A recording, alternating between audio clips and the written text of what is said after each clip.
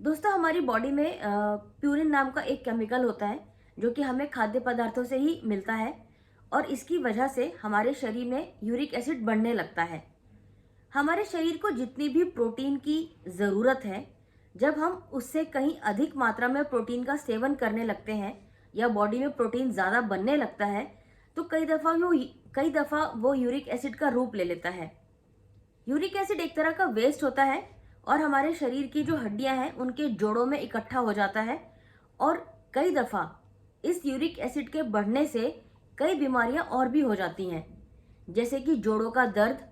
जोड़ों के दर्द में मैं आपको एक बात यहाँ पे ये बताना चाहूंगी कि यूरिक एसिड से हड्डियों का कहीं ना कहीं कुछ नुकसान भी होता है, कुछ डैमेज होता है, कुछ थोड़ी बहुत गल भी जाती हैं, हड्डियां कमजोर हो जाती हैं। लेकिन ये डॉक्टर्स भी कहते हैं और आयुर्वेद में भी लिखा गया है कि यूरिक एसिड के बढ़ने से होने वाले जो हड्डियों का नुकसान है वो दोबारा वापस ठीक नहीं होता।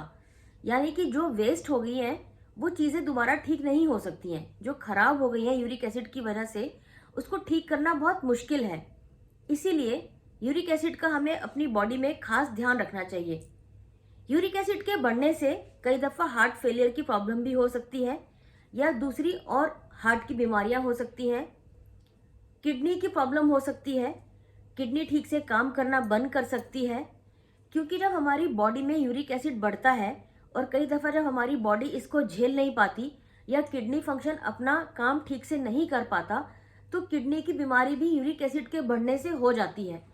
जिसमें कि कई दफ़ा देखा गया है कि यूरिक एसिड की मेडिसिन लेने से यूरिक एसिड तो ठीक हो गया या कंट्रोल हो गया, लेकिन जो किडनी की प्रॉब्लम शुरू हो गई थी उसको ठीक करना बहुत मुश्किल हो गया है। यूरिक एसिड के बढ़ने से मांसपेशियों में दर्द हो सकता है, बॉडी में सूजन आ सकती है, हाथ पैरों में स्वेलिंग आ सकती है। इसलिए दोस्तों, यूरिक एसिड भी बढ़ने में एक हमारा लाइफस्टाइल डिजीज ही है। ये बीमारी कई दफ़ा जेनेटिक भी होती है और वंशानुगत भी होती है, जिसे हम हेरिडिटरी भी कहते हैं। यूरिक एसिड हमारी बॉडी में ना बढ़े, इसके लिए हमें कुछ चीज़ों का बहुत ध्यान रखना चाहिए। हम कुछ भी खाएं उसको हमें बैलेंस करके खाना चाहिए। यूरिक एसिड हमारी बॉडी में कई दफ़ा रेड मीट जो लोग ज़्यादा खाते हैं, मीट, उससे भी यूरिक एसिड की मात्रा बहुत ज़्यादा बढ़ जाती है।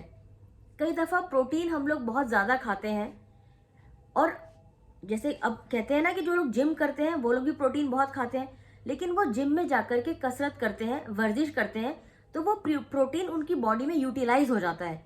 वहीं जब हम लोग बैठे बैठे काम करते हैं या हमारा चलना फिरना कम है और हम खाने में अपनी डाइट को बैलेंस करके नहीं खा रहे हैं, तो हमारी बॉडी में ये हो सकता है कि प्रोटीन की मात्रा अधिक जमा हो जाए और वो यूरिक एसिड में बदल जाए, जिससे कि हमें उसके उसकी वजह से कई प्रॉब्लम्स बॉडी में होनी शुरू हो जाए। तो यूरिक एसिड में मैं आपको बताती हूँ कि हमें क्या नहीं खाना चाहिए ज़्यादा या बैलेंस करके खाना चाहिए।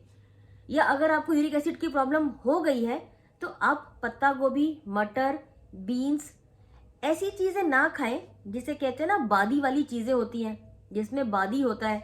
भिंडी हुई, अरबी हुआ और जो चीज़ें मैंने आपको अभी बताई, इस तरह की चीज़ें, दही, मीट, पनीर, इसकी मात्रा थोड़ी कम कर दें। और अगर आपको यूरिक एसिड की प्रॉब्लम है तो आप टेस्ट करवाएं, चेकअप करवाएं और डॉक्टर आपको इसको बंद करने के लिए मना करेगा। आगे मैं भी आपको बताऊंगी कि आप अपने इस यूरिक एसिड को घर में भी रह करके कैसे कंट्रोल कर सकते हैं या घर में कैसी मेडिसिन से आप ठीक कर सकते हैं। इसके अलावा डॉक्टर कहते हैं कि अगर आपको यूरिक एसिड की प्रॉब्लम है तो आप ऐसे में चेरी बहुत खाइए, ब्लैकबेरीज बहुत खाइए, ये आपको बहुत फायदा देंगी। चेरी छोटा सा फल होता है, ब्लैकबेरी भी छोटे छोटे फल होते हैं। जितने भी ये गुठली वाले जो छोटे फल हैं, ये आपको बहुत फायदा देंगे। इसके अलावा यूरिक एसिड को ठीक करने में, कंट्रोल करने में सेब का सिरका बहुत फायदा करता है। आप सेब के सिरके का सेवन करिए, आपको बहुत फायदा होगा। थोड़ा दही और पनीर से दूर रहिए। और अगर आपको दूध दही लेना भी है तो आप लो फैट का जो भी प्रोडक्ट आता है आप उसको इस्तेमाल करिए। आपका यूरिक एसिड नहीं बढ़ेगा या कंट्रोल रहेगा। इसके अलावा आप दोस्तों घर में भी अपना यूरिक एसिड का ट्रीटमेंट कर सकते हैं। मैं बताती हूँ कैसे। त्रिफला जो होता है, त्रिफला 3 फलों से मिल करके बना है। आयुर्वेद में त्रिफला का बहुत अच्छा गुणगान है। उसमें बताया गया है कि त्रिफला कई बीमारियों में आपको मदद करता है ठीक होने में। त्रिफला को रात को आप 1 चम्मच गुनगुने पानी से ज़रूर लीजिए। ये यूरिक एसिड के लिए बहुत फायदेमंद है। इसके अलावा आप जितना ज़्यादा हो करेले की सब्जी खाइए, करेले का जूस पीजिए। आप देखेंगे आपको करेले का जूस बहुत फायदा करेगा। इसी तरीके से आप नीम की पत्ती भी सवेरे खा सकते हैं। ऊपर जो बिल्कुल ताज़ा नई कोपले होती हैं, नीम के पत्तों को तोड़ करके खाइए। अगर आपसे नहीं खाया जाता, आप उसको पीस करके पानी मिला करके पी लीजिए। और ये भी बताया गया है आयुर्वेद में कि अगर आपको यूरिक एसिड के बढ़ने से कहीं जॉइंट्स में कुछ पेन है, आप अगर नीम के पत्ते को पीस के इसका पेस्ट बना के आप उस पेन की जगह पर लगाते हैं तो आपको इस पेन में बहुत रिलीफ मिलेगा। इसके अलावा आप गिलोय की भी इस्तेमाल कर सकते हैं। गिलोय का एक पौधा होता है, चाहे तो आप उसकी टहनी को तोड़ करके उबाल करके उसका पानी पी लीजिए, या गिलोय की गोलियां भी आयुर्वेद में अवेलेबल है, आप वो लेकर के खा सकते हैं।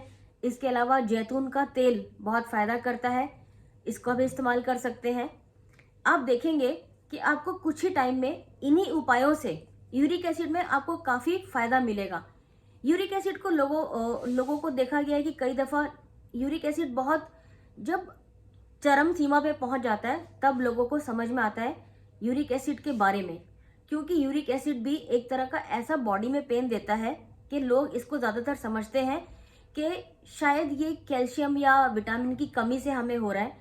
हमें विटामिन डी या कैल्शियम की जो समझ में आता है कि उससे जॉइंट्स पेन होते हैं, लेकिन कई दफ़ा ऐसा नहीं होता। आप ज़रूर अपने टेस्ट करवाइए और देखिए अगर आपका यूरिक एसिड बढ़ा हुआ है तो इसको नज़रअंदाज मत करिए। यूरिक एसिड की मेडिसिन आयुर्वेद में और एलोपैथ में दोनों में ही बहुत अच्छी अवेलेबल है। और कुछ चीज़ें तो दोस्तों ऐसी है कि देखिए जैसे हमें लाइफस्टाइल से ही जो चीज़ें मिली हैं अपने, हम अगर अपने लाइफस्टाइल को ही ठीक कर लें तो हमें कई बीमारियां तो वैसे ही ठीक हो जाएंगी। यूरिक एसिड में शराब और सिगरेट से भी दूर रहना चाहिए। और अगर आप रेगुलर एक्सरसाइज और योगा करते हैं तो आप देखेंगे कि आपको यूरिक एसिड में भी ठीक होने में बहुत हेल्प मिलेगी।